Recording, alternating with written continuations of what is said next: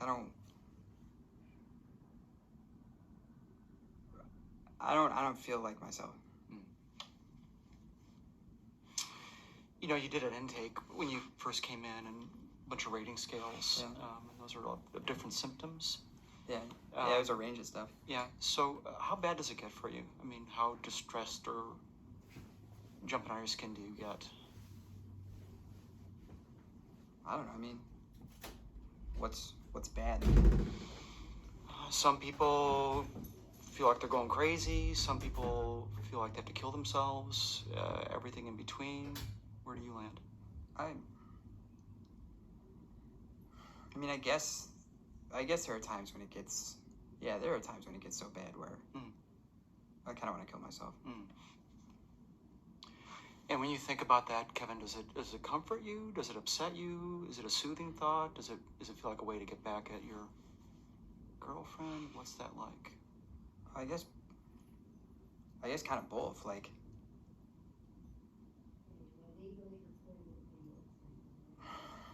Like yesterday, when I was pretty convinced that I couldn't trust her and that she was lying to me and stuff like that, I was pretty convinced that if I killed myself, it would really stick it to her. Like she'd really. I don't think she does understand how bad things get for me, and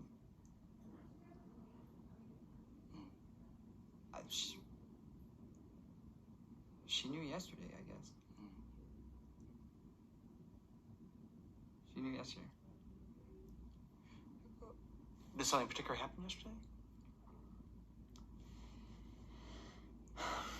Yeah, so she went out, and her mom was out too. We live in her mom's house, and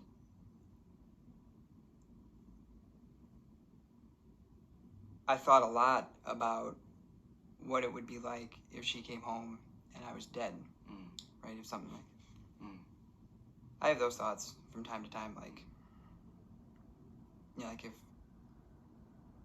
she just came home and saw your body. Yeah, or like, what if I shot myself in the head on the doorstep? Like, if they come home, they would quite the scene. They'd get it, right? Like, so yesterday, we have these kitchen knives, and I took this knife, I kind of propped it up, and I kind of took these two chairs and this like stack of books, and I started doing push-ups over it, because I thought, like, wow, wouldn't this be a funny thing of, like, she'd come home and see this when my strength gives out, like, I don't have the strength anymore, kind of thing, and there I'd be, and then she'd realize that maybe I was screwing around too much, or... All right, so a lot going on, obviously, here, and it sounds like the fantasy is not the first time you've had these thoughts of kind of like, I'll show you. About, like, killing myself? Yeah. Yeah, no, that's been around for a while. Right, so what I think about that is that we might want to take a look at that, because it's a pretty extreme thing. It would definitely make an impact, there's no doubt about it. But at the same time, the need for her to see how distressed you are is legitimate. I wonder if it has to cost you your life. But in any case, when I get into a discussion around suicide risk, there's an assessment that I'd really like to do that helps us understand a bit more about how things have gotten to this place. And before you were to kill yourself, it would seem to me to be worthwhile to kind of really think that all through. Does that make sense? I guess. I mean, I don't know how it's going to make that much of a difference. Well, you're here. I mean, you seem like a nice enough guy and stuff, but I don't know if I really want to be. Well, I get that. So, humor me with this. Let's do this assessment together and see kind of what we discover. And, to see how that plays. And you can decide whether this is something you want to look into further or just do a one session, encounter. I guess that's fair. Okay. That's fair. Okay. It's an assessment I use pretty regularly with a lot of my patients. It's actually a tool that helps us kind of look at what is going on for you. And to complete it, I actually help you complete it. And if it's okay, take a seat next to you. Why? Why are you sitting next to me? Because we're going to do it together. This is not something where I just want you to fill it out. I want to actually walk you through it and help you understand and together figure out the best way to respond that reflects what it's like for you. All right. All right? Yeah, sure. Why not? Okay. So here you go. I'm just going to move my seat. That's okay. All right. So what this... I write? Yep, you do the writing. What this assessment tool does is walk us through different kinds of considerations. Like this first item is psychological pain. Now, you got in a huge fight yesterday, and you've been fighting a lot. But as you sit here with me right now, how would you rate your emotional psychological pain? 1 being no pain, 5 being out of your skin. Right now? Right now. I don't know, maybe a 4. Okay. I don't feel as bad as I did yesterday. Okay. And right here, what do you find most painful when you are in pain?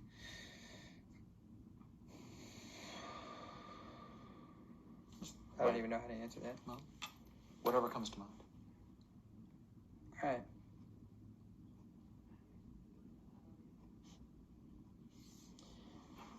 I'm stuck in my own skin. That's the only thing I can really think of right now. Okay. That's how we do this. So, rate your stress.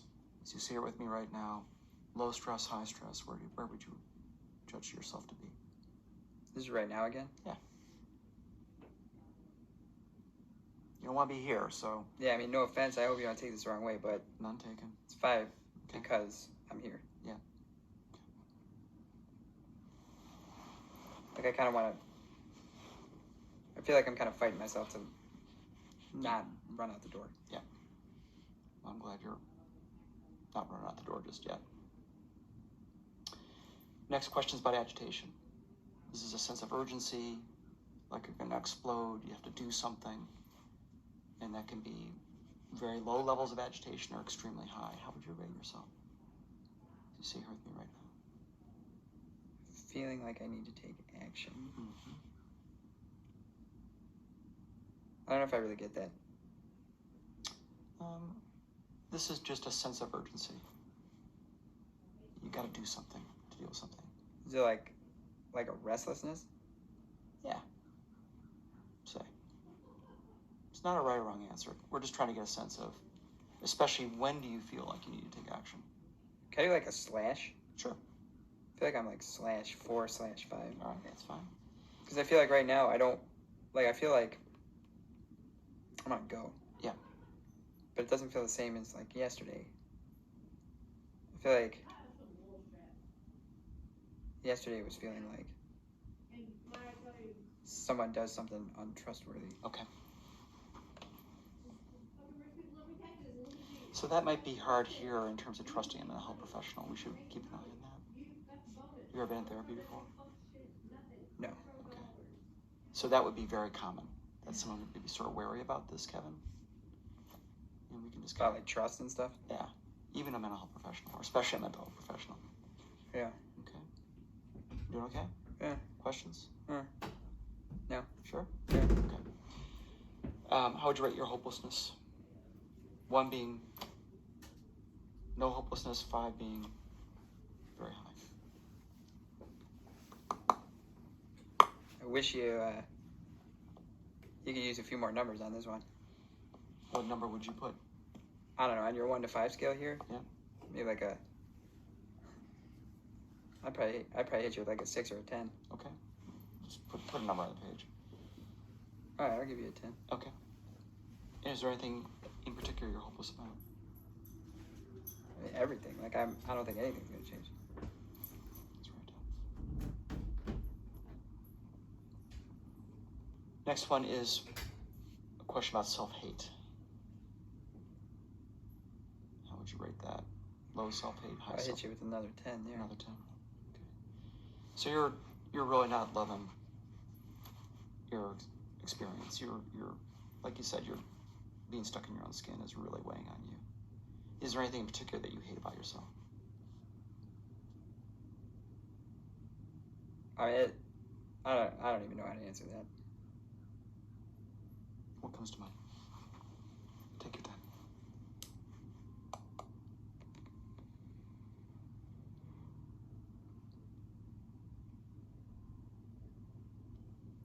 Everything? Yeah, I mean, I guess so. I mean,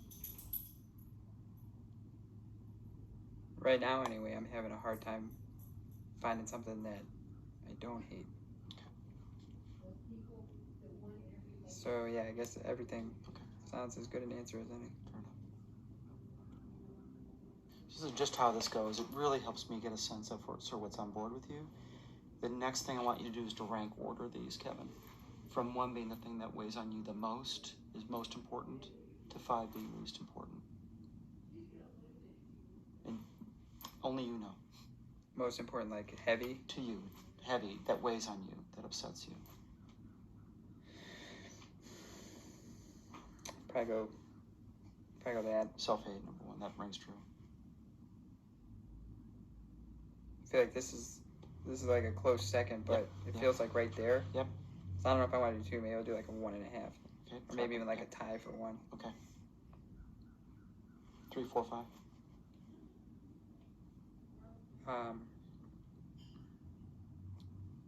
mean, this pain stuff and the hopelessness feels all together, so that probably makes sense next. Okay, makes sense to me.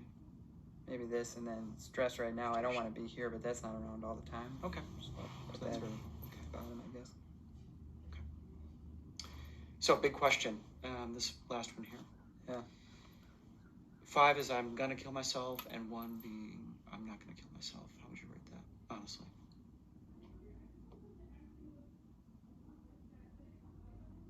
I don't think you want me to be honest. Yeah, I do. You can trust me. Seriously, you signed a form out in the waiting room about the law, and I made reference to it. My goal would be to keep a patient out of the hospital, even if they're seriously suicidal, if possible. Can't break the law, but there's a lot we can do, and I've got a very high threshold. So I do want an honest response to this question. I don't know if I want to give you one, because you're right. I skimmed that form over and all that, but yeah. So here's the thing. I don't want to go to the hospital. Well, I don't want you to either. So here's the thing. For sure, if you come back after this session, this doesn't work if you don't trust me. And if you can't be honest with me, we're both wasting our time. So I need an honest answer. And I'm asking you to imagine the prospect of a clinician being able to tolerate an honest answer. Who's not going to react unduly. Because I want to help you. Those are some very nice words. They're not just words. But you're skeptical. Well, let's roll the dice, huh? Okay. Hope you don't screw me with this. I understand. So 5. So you're in a lot of distress. That's how I take that. And everything about what we're doing here is designed to figure out what is the cause of that distress and what we can do to treat that distress. And whether you choose to pursue that or not is really up to you. And we can sort of feel our way through that as we go. Okay? All right. Any questions? Not yet. All right. Doing okay? Yeah. Okay, so the next items here are questions about how much is being suicidal related to you and how much is it related to being about other people. What'd you rate? You got conflicts with your girlfriend, the self-hate thing seems to be really pronounced. How would you rate these respectively? Is it about you? Is it about other people? Both? Neither? Does it have to balance out like? No. Okay, so it's not like they add up to 5 or Nope, anything. nope, nope. Just whatever rings true to you. Alright. Okay. 4 and a 4. Okay. Yeah. The next items here, Kevin, are actually questions about reasons that you'd want to live and reasons for dying. And there's no right or wrong answer. But do you have reasons for living and reasons for dying? I know I got reasons for dying. You can start there if you'd like. Alright.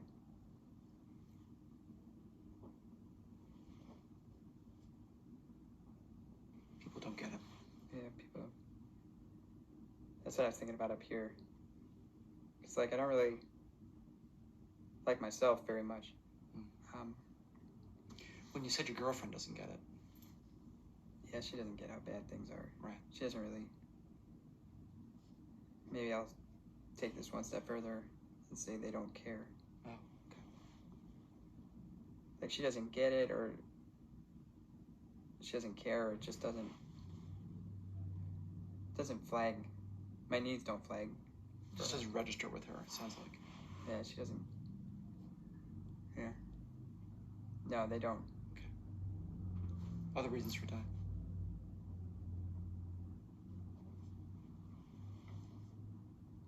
Nothing's gonna change. Okay. That goes back to the hopelessness. Okay. You don't contribute To society. to society. And I Do you mean professionally or in terms of how you live your life? Or? don't really feel like I do anything. Okay. People would be better off If I was dead. if you were dead. We call that perceived burdensomeness, that you're a burden on people who care for you. Is that how it feels? Sometimes. I mean, I don't know how that makes sense together, because sometimes I feel like I'm the problem, and sometimes I feel like they don't get the problem. But they both feel right. Okay. Maybe both are true. Maybe both are true. Okay. You okay? No. Any other reasons for dying? No, not that I can think of. How about reasons for living?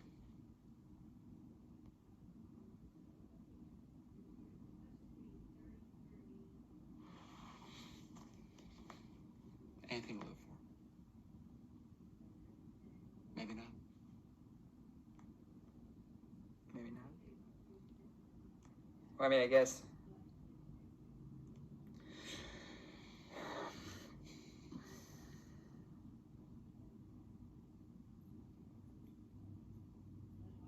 I guess my mom would be pretty upset. Okay. Let's put your mom on. I don't really like her very much. But she still comes to mind. Yeah. I guess maybe. This doesn't really feel too true, but maybe something will get better.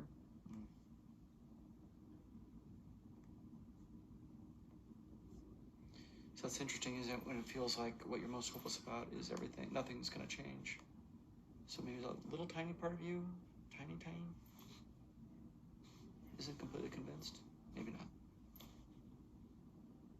I feel like if I let go of that, yeah, then I really will kill myself. Then you're done. Yeah. I mean, what? Why? If right. So I feel like I'm gonna check out if I don't. Yeah. Force myself to think that maybe something can get better. Okay. Understood. Anything This else? one. Yeah, I got one more. But it's really stupid. Have you ever seen? You ever watched that TV show Breaking Bad? You ever hear of that one? I've heard it. I haven't watched it. I know about it. I've been starting to watch it, and I really do want to see how it ends. People tells me it kind of ends like it's the best show or something like that, and I feel like I really want to see what people are talking about. Put it down. And that is not a stupid response at all in my book.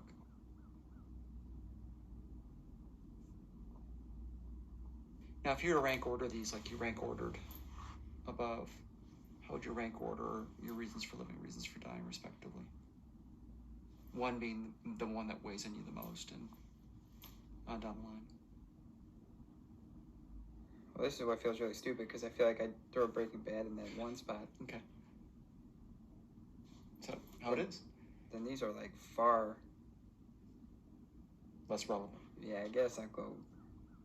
I don't really like my mom very much, so I guess I'll throw it like that. All right. And how about on this side?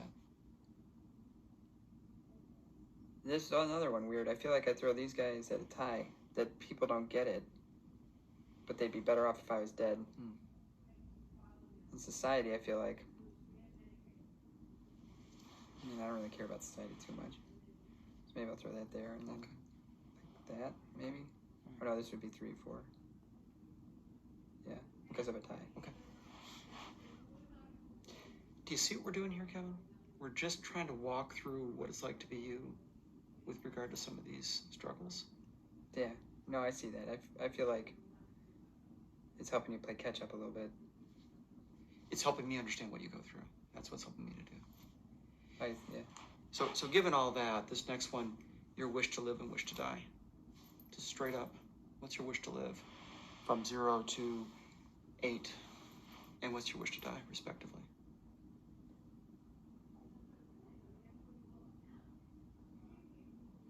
Okay, so a 1, a wish to live. And a 4, a wish to die. Okay. Yeah, that feels right. All right. You're the boss. When it comes to this stuff, no one knows this more and better than you. I'm just trying to get a sense of it through your eyes. Last question. What's the one thing that would have to change for you not to be suicidal? If I had the power just to change something in your life that would take it off the table, what would that be?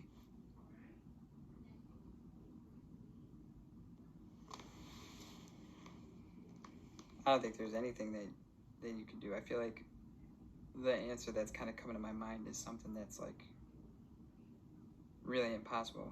Like what? Well,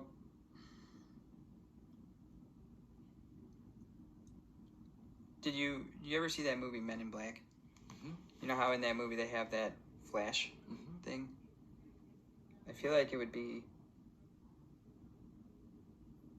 if I could go through everyone who's ever met me, flash, and then flash myself. Start over. So that I kind of like wake up one day and like nobody knows who I am. And I don't remember then I feel like maybe my life would be livable. Let's put Men in Black flash thing. I can't remember what that's called. No, I can't either. But I know that the sunglasses make a big difference, right? Yeah, for some reason.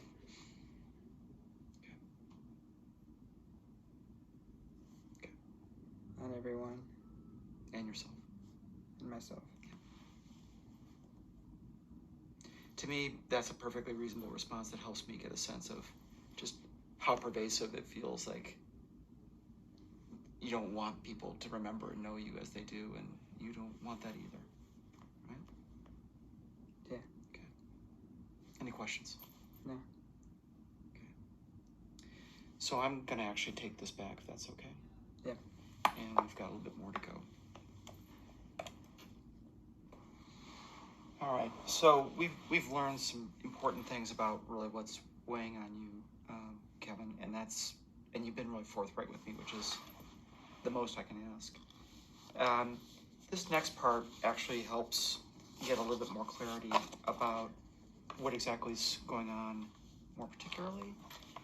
For example, with regard to suicide ideation or a plan. So do you have suicidal thoughts in general or lately? Yesterday? Yeah, I think about suicide a lot. Okay. And have you thought for your whole lifetime or more recently? For a long time. Since I was about 7. Since 7, okay. And when you think about it, is it every day? Is it like a weekly thing? Yeah, it's every day. Every day. And is it a flash or is it like a 2-hour rumination? I feel like it could be both. Okay. So seconds, minutes, hours? Maybe both. Maybe like sometimes I'll get like sometimes I get like a, oh, it'd be so much easier if I was dead. Mm. Sometimes I get like a, oh, I should just kill myself. Mm. Sometimes I think about like, maybe for like an hour, like how much better it would be and how much. Okay. Yeah. Yeah, that gives me a sense of it. I once had a patient who had like a neon light in his mind of, suicide, and people think about it in different ways. Yeah. And so this makes sense to me. Do you have a plan of how you might take your life? I feel like I got a lot of plans. Like I feel like. How about two? How about the top two?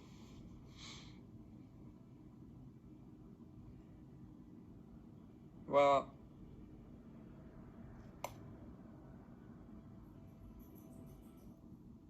it's kind of hard for me to narrow down. It's kind of hard to narrow down because like I can look at a lot of stuff and see like ways to kill myself. Like I look at your table and I see like, oh, I could break that table and cut my throat. It doesn't really feel like a plan either. Sometimes it feels like I fall into it quickly. Let's say yesterday you got in this big fight. Yeah. And I'm gathering that you got in a pretty dark place around that. Yeah. Did you have a plan, or was there, a thought of taking your life in that situation? Yeah, I mean there was a thought. I actually it went a little bit further than just thinking. Can you tell me about that? Yeah. So yesterday, my girlfriend she's gonna go out, and she said she was gonna go out with friends, but I was pretty sure she was meeting with this other guy. It's not the first time I've thought that. Right. And we got in this big fight before because I was just like, why won't you be honest? Like, why won't you just tell me what's going on? Just like, and she got, I don't know, she was just like, just let it go. Just let it go. It's not a big deal. And like when I hear that stuff, I get really kind of revved. I was like, it's not a big deal. Like it is a big deal. And so then when she left, I was like, she doesn't get it. She doesn't really understand it. So how bad it is for you. Yeah, she doesn't. How upset you get. Yeah. So what'd you do? Well, I went upstairs. We live in her mom's house in the basement right now, and her mom has this set of kitchen knives, and went back downstairs to our kind of apartment, and I propped the knife up. I kind of like set it down in the ground and sort of propped it up. And then I grabbed these chairs. Started right about the time I knew she was coming home, maybe like 5 minutes before. I started doing push-ups on the chair. Over the knife? Over the knife. Wow.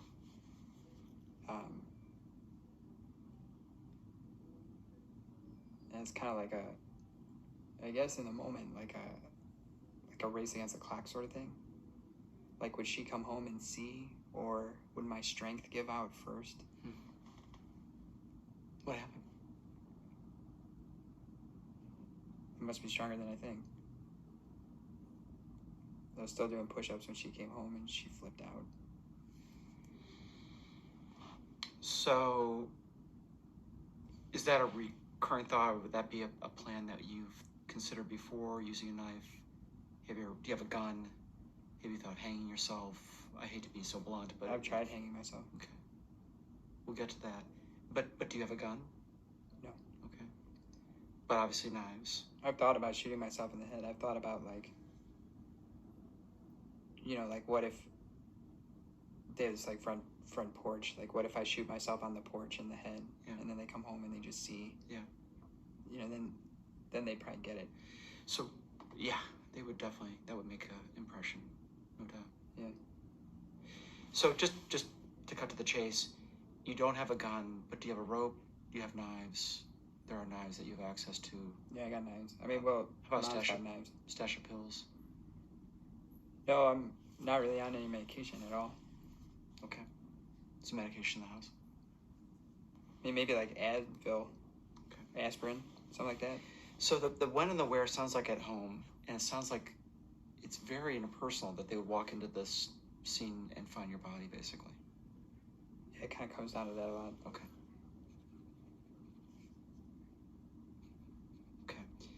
And a knife. Do you have a rope?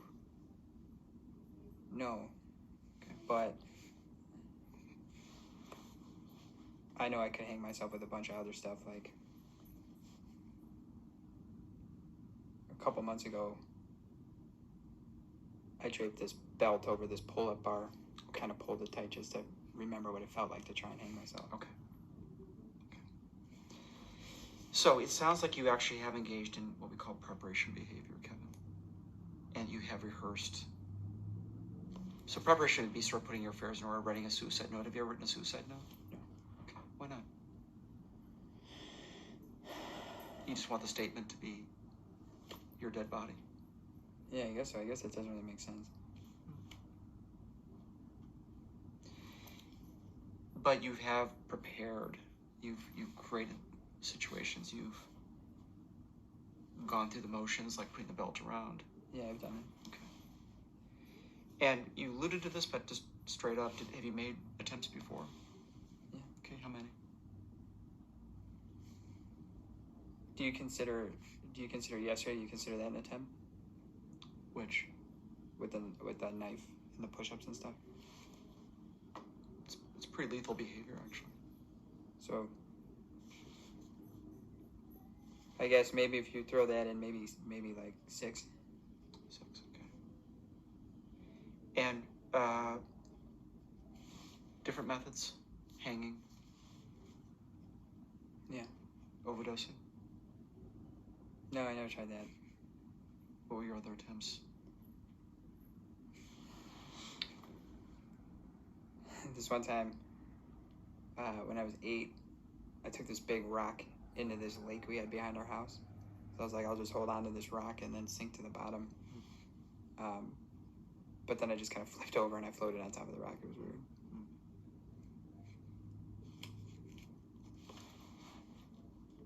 Never with a gun? I've never had a gun. Okay.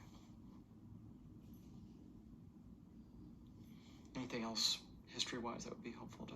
It's been on board for a while, obviously. Yeah. Okay. Would you describe yourself as impulsive? Would other people describe you as impulsive? I mean, I guess so. I know my girlfriend would. But I mean, as I'm kind of talking about yesterday, it didn't feel like... It kind of felt like that came out of nowhere. So yeah, I guess I probably would be. Okay. You had a pretty strong reaction to alcohol. You don't drink alcohol or do drugs. I don't touch them. Okay. I actually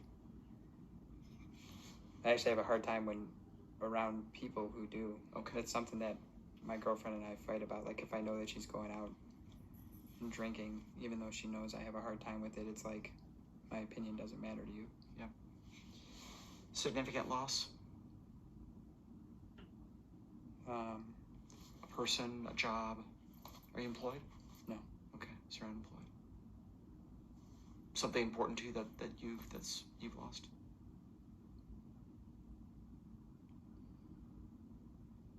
I can't think of anything. Okay. Relationship problem? Yeah. Girlfriend, but also with other people, or is it mostly focused on your girlfriend? I have a hard time with her mom. Okay. And that's who you live with? Yeah. Yeah.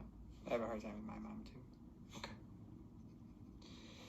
We already talked about this. You feel like you're a burden to others? Sometimes. Sometimes. Not always.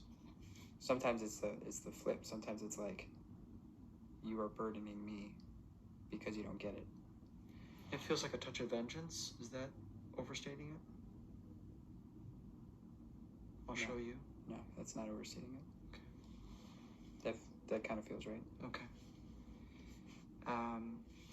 Any health or pain issues physically? No, I'm doing pretty good. Okay. Any sleep issues? I don't sleep very much, but How much do you sleep? like 3-4 hours a night. Really? Is that typical? Yeah, it's pretty average. Do you ever have a full night's sleep? Not really. Do you have troubles falling asleep or waking up early? Both? Kind of both. Okay. Any legal or financial issues? No. Okay. I mean, financial maybe. I mean, I don't have a job. So how are you supporting yourself? Um, well, I'm looking for jobs. Okay. Um, Does your girlfriend have a job? she has a job. Okay. And you're living at the mom's house. Okay. So when you take all this in, Kevin, you think about it, is there a feeling of shame? You said you were embarrassed early on about how you're handling things. Does shame describe what you're going through? I guess so. I mean, shame and embarrassment, they're kind of the same thing. They're cousins. Yeah, I'm sure that other people don't see me real well. Okay. Over everything. Over everything. Okay. But I'm sure they think there's something wrong with me. Okay. Any questions behind this? Comments? No, I mean, it's all stuff I'm kind of thinking about. Okay. Well, you just let me in to see what it looks like for you, and that helps me think about a treatment that actually could be helpful. All right, so we've learned a lot, and this is sort of like the piece that you've been, I think, worried about, which is, you know, what are we going to do? What I propose as a treatment plan for the circumstances that you're in? And everything that you've described, it's grim. I get that no one understands what it's like, and that you don't trust people. You're very wary of this process. But at the same time, I'm learning things that actually we can treat. Okay. Oh, yeah. But whether you're up for that is another point of discussion. But the thing about this intervention is, if we're going to keep you out of the hospital, which is a shared goal, right? Yeah, I don't want to go there. Yeah, me too. You're talking about some pretty serious things. So we would have to have a very clear discussion about your potential for self-harm. And the way that I am most comfortable working to keep somebody out of the hospital is to develop a stabilization plan. So the stabilization plan helps us figure out what do we do between, if you were to do this, and that's a big if, but if you were to do this, what would we need to have in place that I would feel like you don't need to be hospitalized? And how do we get you through a dark moment? And that's the first item on the treatment plan. And then the other thing, Kevin, with this particular intervention that we're considering, and I hope you'll consider, is the two problems that put your life most at risk. And this intervention that we call CAMS, those two problems we think of as drivers. The things that make suicide sort of irresistible. And if we can define what your drivers are, we can treat drivers. There's lots of ways to treat drivers so that maybe you don't have to kill yourself. So the treatment plan that we're considering is a stabilization plan that comforts me and you so that hospitalization is not yet required or maybe never required, and identifying two problems that we call drivers, and we're going to target and treat those drivers in the course of maybe 12 sessions. And for my bias, you got everything you gain, nothing to lose.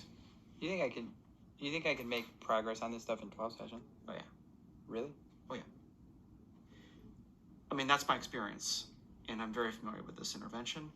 Most people respond actually less than 12 sessions. But, you know, you're not just anybody. This is you we're talking about, and you're in a really, really dark, tough place. But my pitch to you is everything to gain, nothing to lose. You know, why wouldn't you do this is sort of my question to you. And if we can treat the things that put your life in peril and help you find a way to stabilize, you don't have to kill yourself. Maybe there's another way to get your needs met. That's an interesting idea. Well, that's the point, is to give you pause. So, will you humor me and press on through with this? Yeah, I mean, I kind of want to hear where this is going. Okay. Well, where it's going on the front end is decreasing lethality. So we cannot have you setting up a situation where you're going to do push-ups over a knife. Can we secure those knives or get them out of reach from you? What does that mean? It means they've got to be put someplace where they're not going to tempt you. It probably means, frankly, asking your girlfriend or your mother, or not your mother-in-law, but your girlfriend's mother, can you remove these items from my access? I don't think I can do that.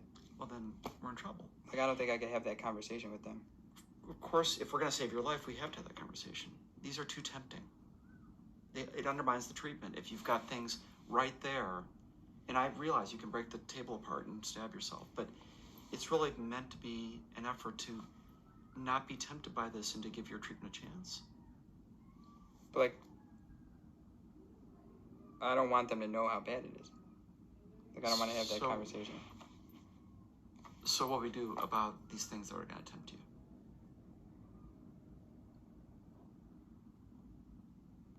How do we save your life? We're not going to save your life if you've got things just lying around, a belt that you've actually tried out, just sitting there tempting you. You don't have to do this treatment. But I'm telling you, if we're going to save your life, we've got to make your environment less lethal.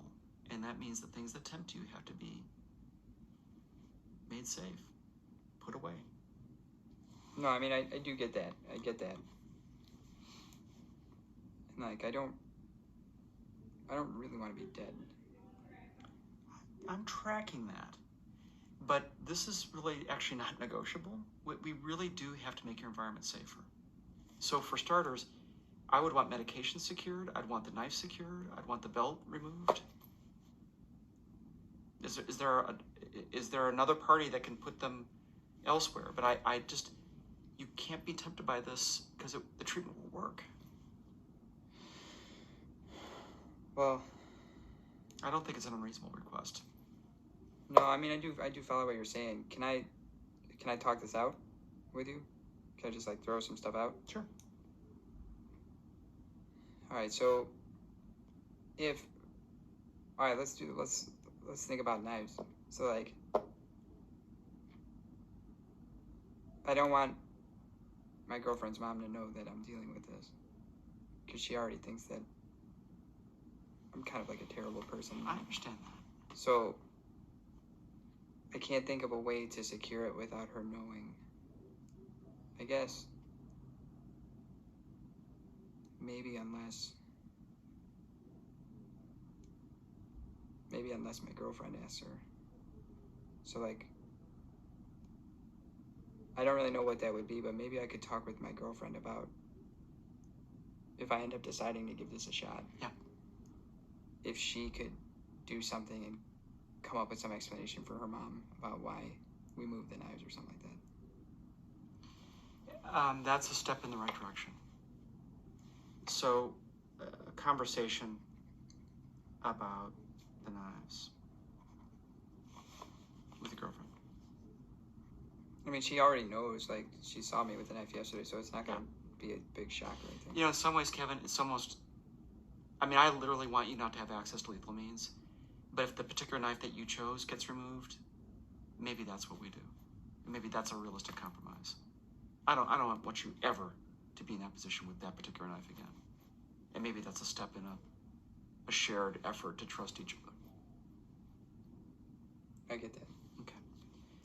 That feels good to me, like, maybe talking to her about getting rid of that knife, but not, like, moving her mom's knife set where she's going to ask a lot of questions. Okay. She probably wouldn't even notice if that one knife was gone. Okay. And the belt? I mean, I need to wear a belt, like, I want my pants falling down. I understand that. I don't really know what to do about that. Like, I'm not going to not wear a belt. I mean, I guess that doesn't really matter. This is a really critical item in terms of keeping you out of the hospital.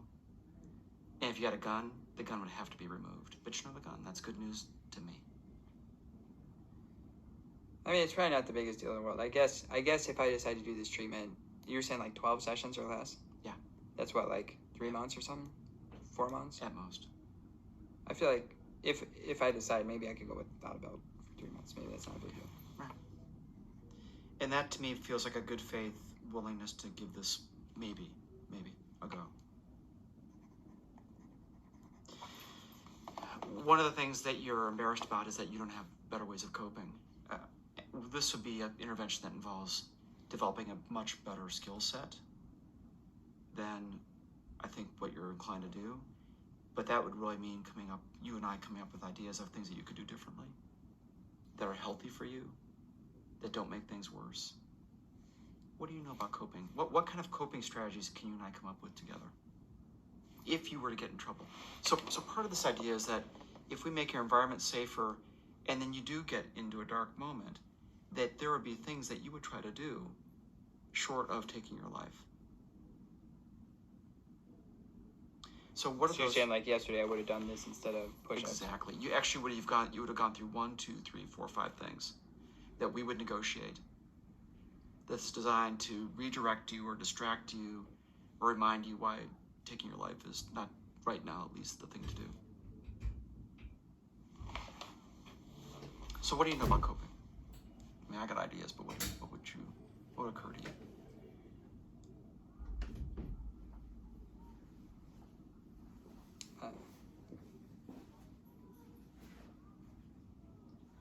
I don't know. I mean, that was the only thing that came up at the moment yesterday. Like, I didn't even think of doing something else yesterday. Okay, so there's the problem. You don't have a repertoire. You don't have other things in mind.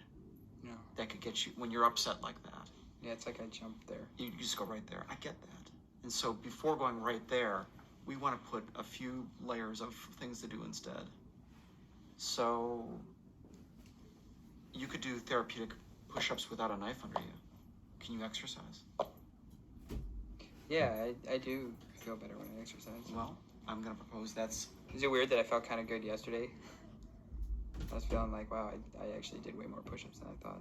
Well, there's all kinds of physiological things that go along with exercise. So exercising would be a perfectly good thing to have on your coping list.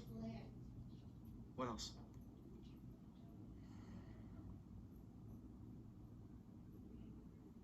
And you may just be stumped, and that's exactly the problem here. I guess I could watch some more Breaking Bad. Okay, keeps you going. But then that's kind of, I don't know what to do when that runs out. How far along are you? Like a season and a half. So I got... Yeah, I don't know exactly how many seasons. It's like 3.5 seasons to go. Okay, Maybe so, like 4.5. Okay, so we got a few more seasons. Yeah, I got a fair bit. Okay. Have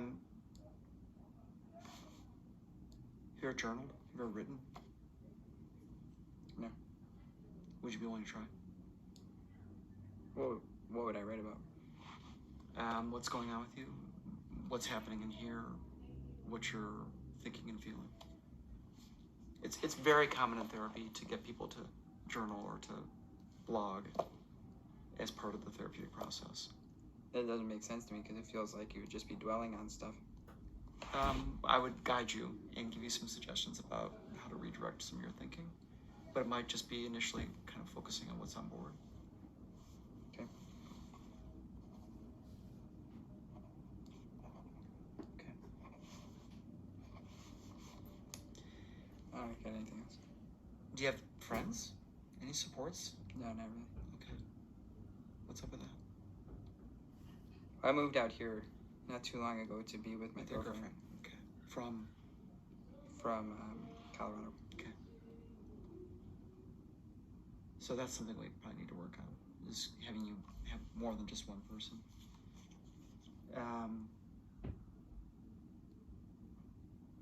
Other activities. You can't take anything else.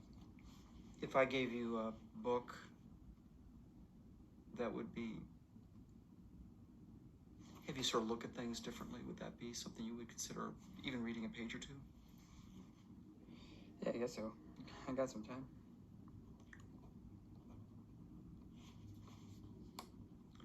One more thing. Do you ever take like a hot shower? Do you ever go for a walk? Just do something to distract yourself? Or would you be willing to try? Yeah, I like to walk to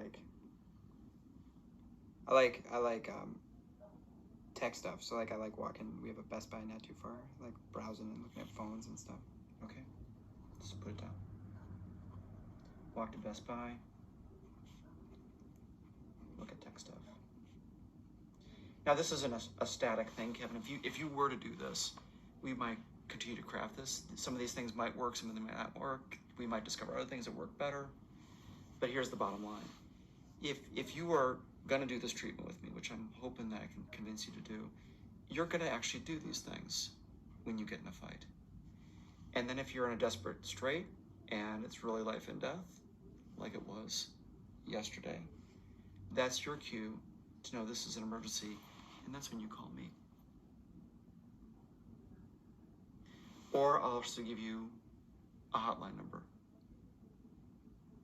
And before you were to do something, especially that would take your life, for the time that you're in this treatment, you would actually reach out for help. And again, isn't it worth maybe giving this a go? I mean, why not? Everything to gain, nothing to lose. If you're talking about death forever, why wouldn't we give this a go? Yeah, I guess that makes sense. It's, I know you're reluctant, but this is a therapeutic model that's actually helped a lot of people, just like you. And so, I don't relish getting calls in the middle of the night, but if you're in this kind of strait, if it's 2 in the morning, you call me. Really? Really. And we'll walk you through it. And if for some reason I'm out of town, you'll call the hotline and they'll walk you through it. And that's essentially what keeps you out of the hospital, is that you're committed to the stabilization plan. And you're willing to give it a go, not forever. I'm going to propose 3 months. And we can turn over every stone. You get to be dead for a long time. So do I. That makes sense. Okay. So, this is my cell phone. And this is the National Lifeline number.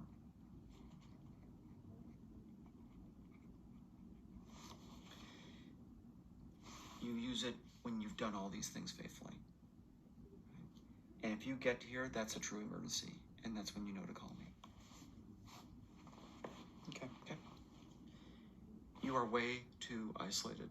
Is there anybody that we can think of to decrease your isolation? Is there an acquaintance that you've met, a neighbor, a cousin? Not really.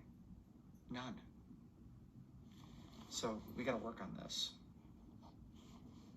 Is there somebody that you can, from back in Colorado, that you can call or text or? Not really. I don't really have any friends out there either.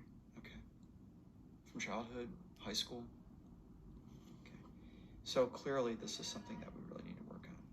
And I'm sure it puts so much more burden on the relationship, and that your girlfriend's the only person that you're really attached to. Maybe? Probably. A lot, right? I mean, it just puts undue pressure on the relationship. And if you're suspicious of her being faithful, it's going to make that even more intense. Right? Yeah. Are there any barriers to you coming to treatment? Not really. I mean, if I decide that I want to do it, Transportation? nah, I live pretty close. Okay. I could walk, so that's not really a big deal. Okay. My girlfriend said that she'd help with costs and stuff. Okay. So it's not really a big deal either. Okay. Fair enough. All right. So we've got a stabilization plan that needs some work, but it's a foot in the door as far as I'm concerned. And so I'm going to say that our stabilization plan is complete. I'm actually going to give you a copy of this. Or if you've got a smartphone, you can take a picture of it, but I really want you to actually have this with you or on your person or on your phone, and to actually refer to it when you get in a state like you were in yesterday. Okay. Okay. And we're proposing 3 months. Now, this is really important to this intervention. And sort of makes sense to take stock. You can take this back. What are the two problems, the drivers, as I said before, that we'd have to fix, target, and treat for you not to take your life? What are the two problems that most put your life in peril? I mean, I feel like it would just be stuff we talked about. I feel like it would be... What is the number one thing that drives you? Well, I don't know. I mean, I feel like it'd be a tie for one. I feel like it would be, like, I hate myself and people don't get it. Okay. So self-hate absolutely rings true. Yeah, that 10 from before feels right.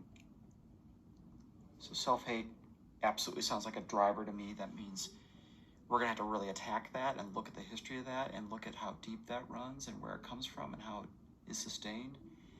And so we try to, as a goal, an objective, to decrease your self-hate. You know, to actually try to cultivate self-esteem. And to do that, we've got a zillion things. And this is the intervention part. In the 3 months, what we'll do, we're going to do some insight-oriented psychotherapy. There's something called cognitive behavioral therapy, or CBT. There are exercises, homework assignments. You really think that's something that in 3 months? Oh, yeah. It works with most people. So, yeah. But whether it works with you or not is sort of what we're going to find out, right? There's something called behavioral activation, which really is about getting you up and out and doing things. You know, what's going on? You're applying for jobs or looking for jobs? Kind of. Does that contribute to self-hatred? Yeah, a little bit. Okay, so we can do some vocational counseling. There's a lot of things that we can do to kind of chip away at self-hate. Yeah, I guess that's true. Well, and again, whether it works for you or not is something we'll find out together. But again, we're looking at 3 months. And then this other problem. People don't get it. People don't get it. And what about that exactly makes you want to kill yourself? Is it the vengeance thing? You want to show them? I don't know. I feel like that's part of it. But I feel like it's like, I want them to get it. Yeah. But if it's never going to happen, then I guess I'll always like feel that way. Yeah. And it goes to trust and not feeling like you can trust people? Probably. Maybe. I don't know. You tell me. Maybe. I'm not sure. Think about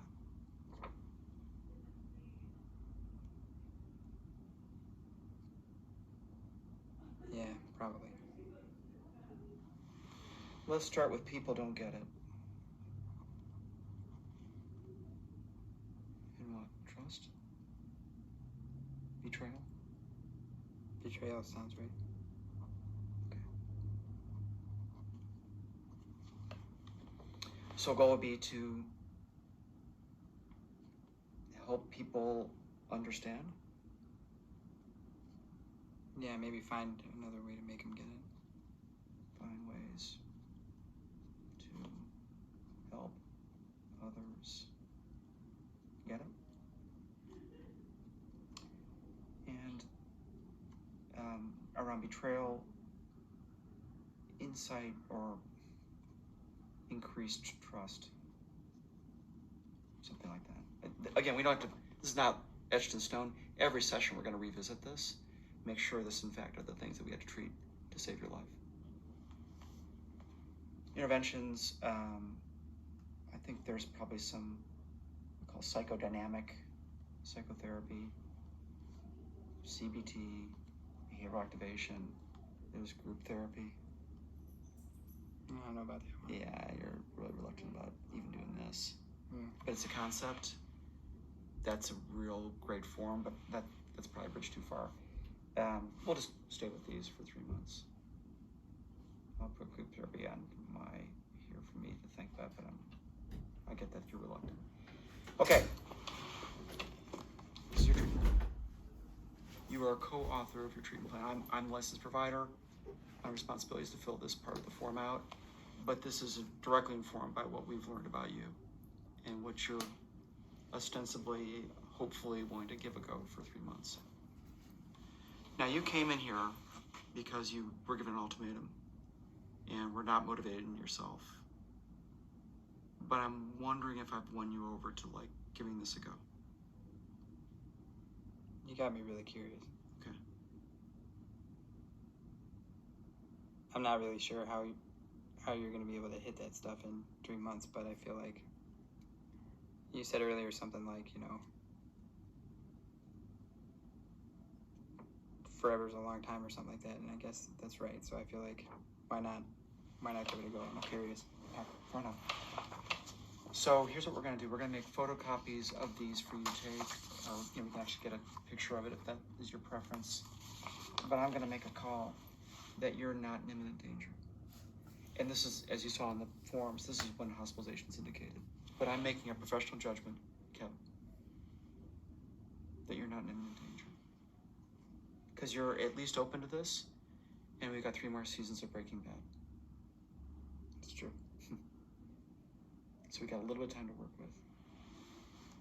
Are you on board? Do you understand and concur with this plan? Yeah. Okay.